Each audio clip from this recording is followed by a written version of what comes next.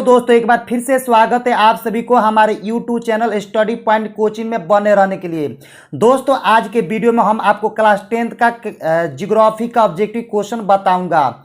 आप लोग वीडियो को अंत तक देखना और सभी प्रश्नों को याद कर लेना। ये सभी प्रश्न आपके मैट्रिक एग्जाम के लिए काफ़ी इंपॉर्टेंट रहेगा। आप लोग वीडियो को जरूर अंत तक देखना। तो चले दोस्तों, वीडियो को स्टार्ट करते हैं। पहला प्रश्न होगा, मंदार हिल किस जिला में स्थित है। क्वेश्चन नंबर पहला है कि मंदार हिल किस जिला में स्थित है। तो सही जवाब होगा भागलपुर जिला, यानी भागलपुर जिला में मंदार हिल स्थित है। क्वेश्चन नंबर दूसरा है कि राष्ट्रीय पोत संस्थान पटना के किस घाट पर स्थित है। क्वेश्चन नंबर दूसरा है कि राष्ट्रीय पोत संस्थान पटना के किस घाट पर स्थित है। तो सही जवाब होगा आपके ऑप्शन नंबर ए, यानी महेंद्रू घाट। महेंद्रू घाट पर राष्ट्रीय पोत संस्थान स्थित है। इसके बाद क्वेश्चन नंबर दूसरा है तीसरा 3 नंबर प्रश्न के 2001 में बिहार की कुल जनसंख्या कितनी थी। क्वेश्चन नंबर तीसरा है कि 2001 में बिहार की कुल जनसंख्या कितनी थी। तो सही जवाब होगा आपके ऑप्शन नंबर सी, 8 करोड़ से अधिक। यानी 2001 में हमारे बिहार की कुल जनसंख्या 8 करोड़ से क्या थी, अधिक थी। क्वेश्चन नंबर तीसरा है कि 1991 से 2001 के दौरान बिहार की जनसंख्या वृद्धि दर है।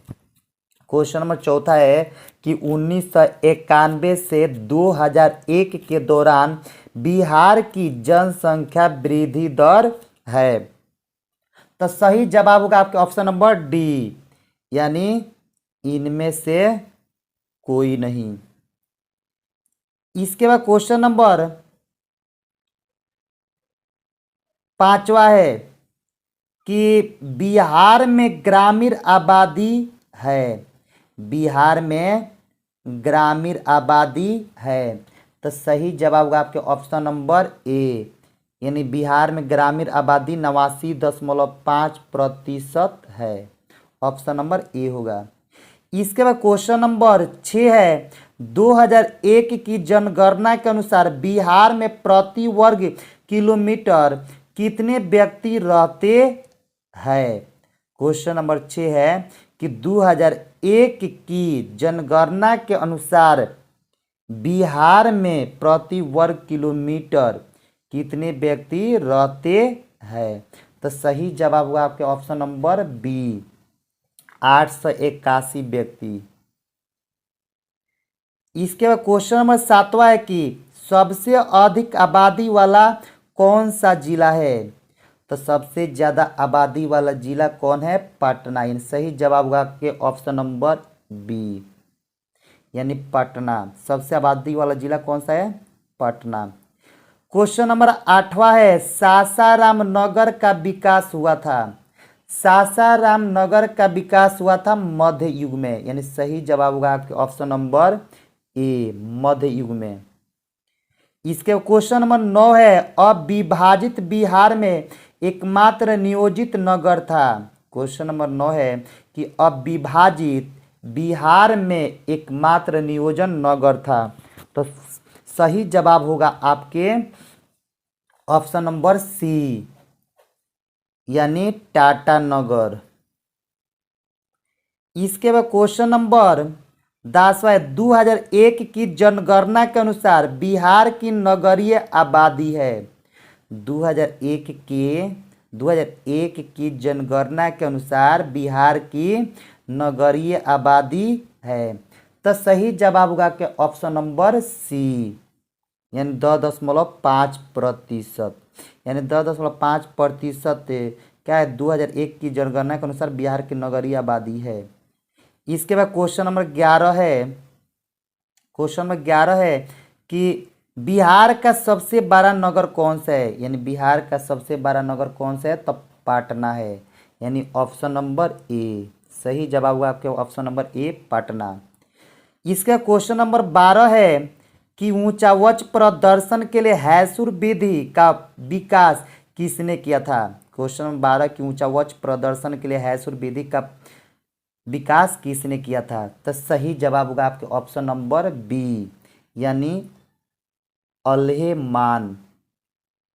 अल्हेमान यानी ऊंचा वक्ष प्रदर्शन के लिए हैसूर विधि का विकास अल्हेमान ने किया था। ऑप्शन नंबर बी होगा।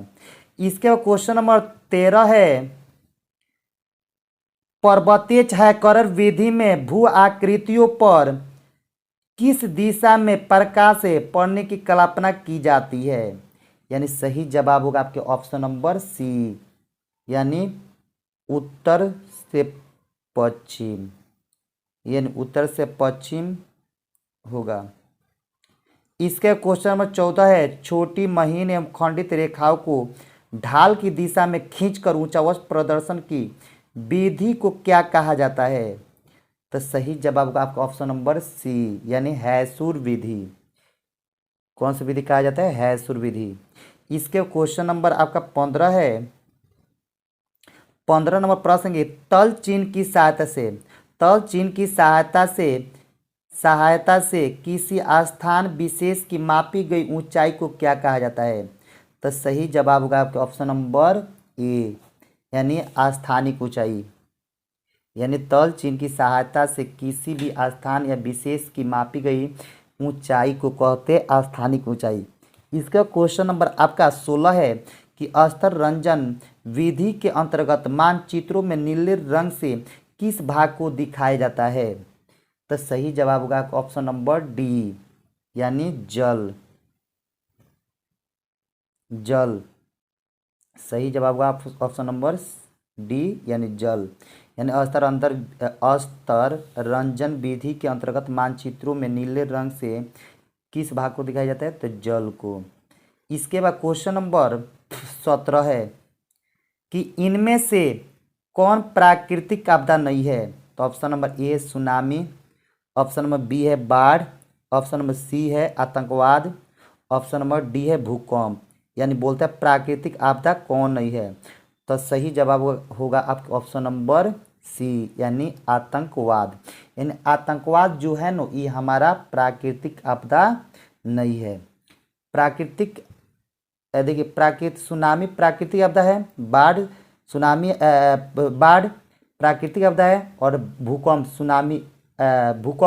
प्राकृतिक आपदा है। यानी सुनामी, बाढ़ और भूकंप ये प्राकृतिक आपदा है। आतंकवाद ये क्या प्राकृतिक आपदा नहीं है। इसलिए हमारा सही ऑप्शन होगा ऑप्शन नंबर सी, आतंकवाद। इसके क्वेश्चन नंबर 18, इनमें से कौन मानव जनित आपदा है?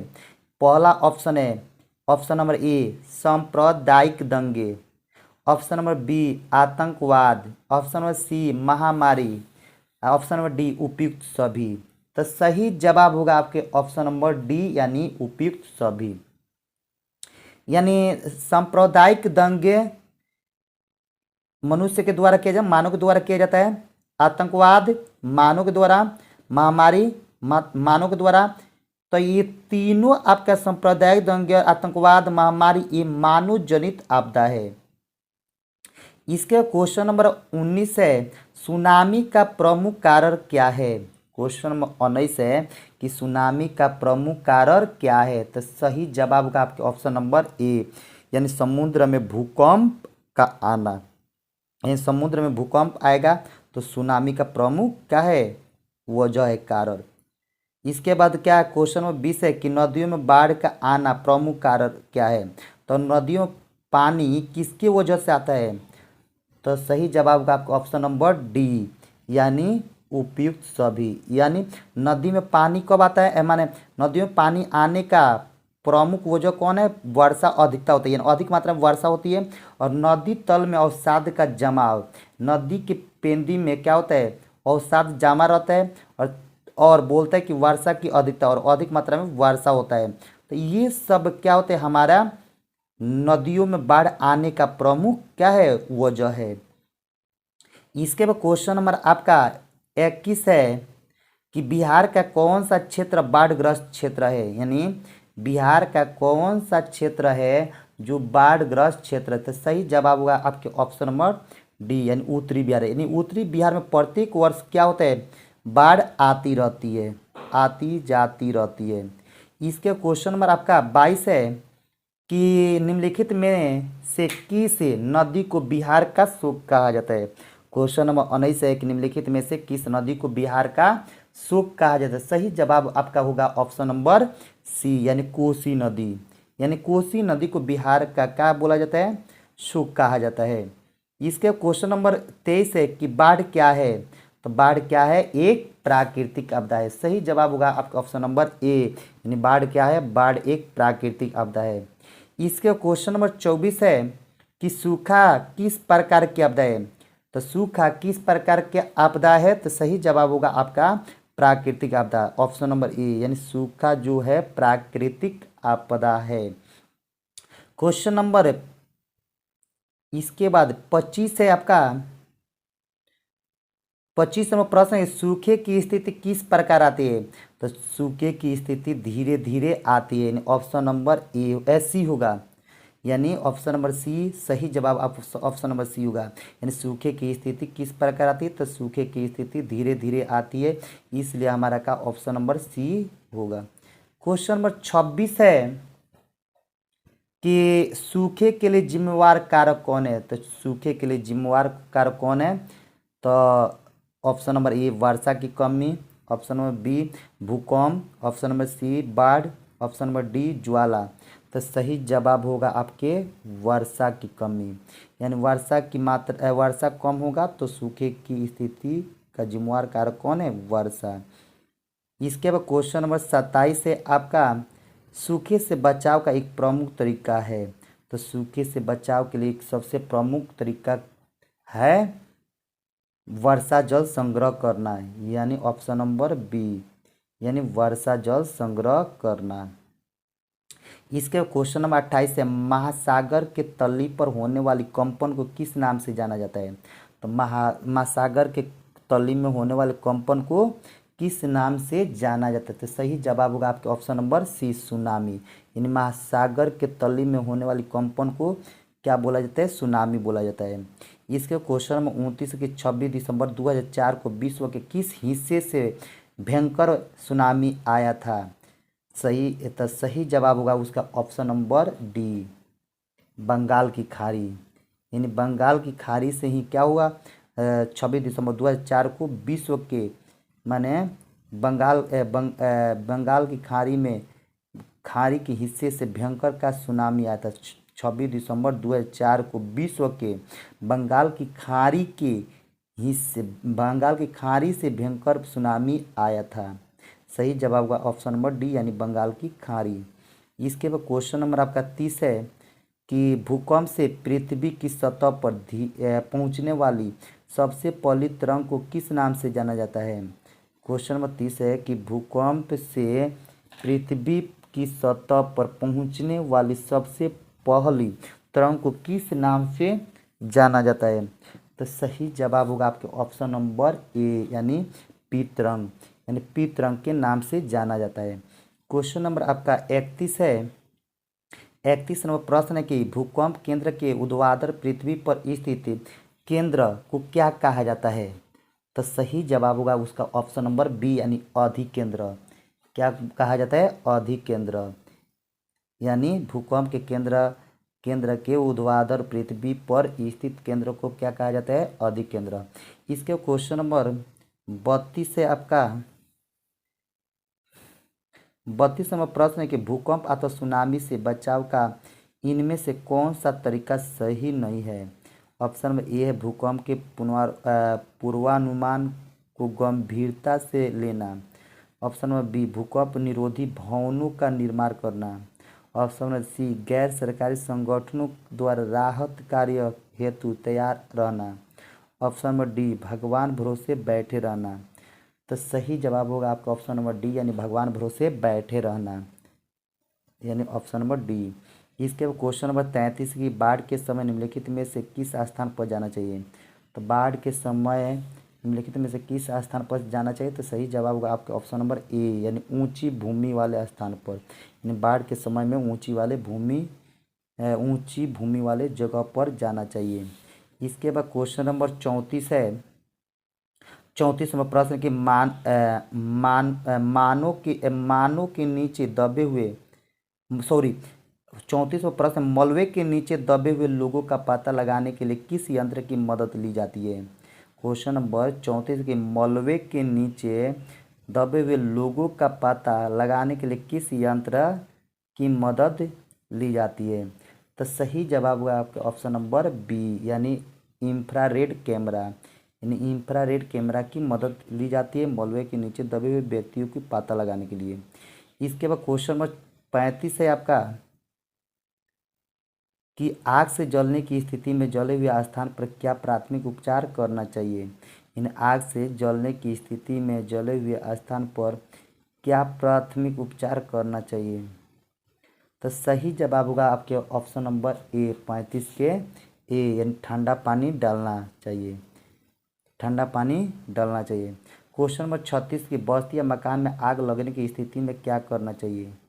क्वेश्चन नंबर 36 की बस्ती या मकान में आग लगने की स्थिति में क्या करना चाहिए। तो सही जवाब होगा आप ऑप्शन नंबर ए, यानी अग्निशामक यंत्र को बुलाना चाहिए। इसके बाद क्वेश्चन नंबर 37 के सुनामी किस स्थान पर आती है। सुनामी किस स्थान पर आती है, तो स्थल पर आती है। ऑप्शन नंबर ए होगा सही, सही जवाब होगा ऑप्शन नंबर ए, यानी स्थान, अस्थल, सॉरी अस्थल, यानी सुनामी किस जगह पर आती है, तो स्थल पर आती है। इसके बाद क्वेश्चन नंबर 38 है कि सामान्य संचार किस व्यवस्था के बाधित होने का मुख्य कारण है। तो सही जवाब होगा आपके ऑप्शन नंबर ए, यानी केबल का टूट जाना। यानी सामान्य संचार व्यवस्था की बाधित होने का मुख्य कारण होता है केबल का टूट जाना। इसके बाद क्वेश्चन नंबर 39 है कि संचार का सबसे लोकप्रिय साधन है। तो संचार का सबसे लोकप्रिय साधन कौन है, तो सार्वजनिक टेलीफोन, सार्वजनिक टेलीफोन, ऑप्शन नंबर ए। क्वेश्चन नंबर 40 के सुदूर संवेदी उपग्रह का प्रयोग किस लिए होता है। तो सही जवाब होगा आपके ऑप्शन नंबर सी, यानी संसाधनों की खोज के लिए, संसाधनों के खोज के लिए। क्वेश्चन नंबर 41 है कि निम्नलिखित में कौन प्राकृतिक आपदा है। तो ऑप्शन नंबर ए आग लगना, ऑप्शन नंबर बी बम विस्फोट, ऑप्शन नंबर सी भूकंप, ऑप्शन नंबर डी रासायनिक दुर्घटना। तो सही जवाब होगा आपके ऑप्शन नंबर सी, यानी भूकंप। भूकंप हमारा क्या है, प्राकृतिक आपदा है। इसके क्वेश्चन नंबर 42 है कि भूकंप संभावित क्षेत्रों में भवनों की आकृति कैसी होनी चाहिए। तो सही जवाब होगा उसका ऑप्शन नंबर डी, यानी आयताकार। यानी भूकंप संभावित क्षेत्रों में भवनों की आकृति आयताकार होनी चाहिए। क्वेश्चन नंबर 43 कि भूस्खलन वाले क्षेत्र में ढलान पर मकानों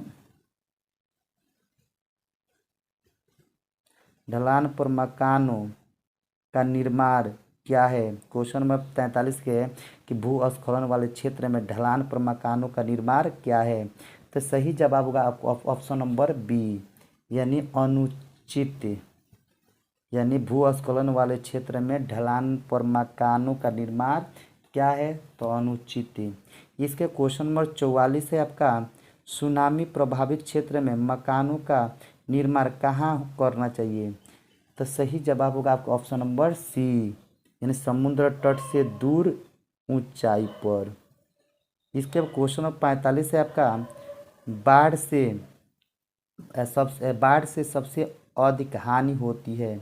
तो बाढ़ से सबसे अधिक हानि किससे होती है। तो सही जवाब होगा आपका ऑप्शन नंबर ए, सॉरी ऑप्शन नंबर डी होगा, यानी उपयुक्त सभी। यानी सबसे ज़्यादा हानि फसल को, पशुओं को, भवनों को, यानी सभी का होता है। यानी बाढ़ से सबसे अधिक नुकसान का फसल के होता है, मकान के होता है, पशु के होता है, ये सब का होता है। क्वेश्चन नंबर 46 है किसी सुखाड़ होता है, किसी सुखाड़ होता है तो जो होता है ऑप्शन ए जल का अभाव,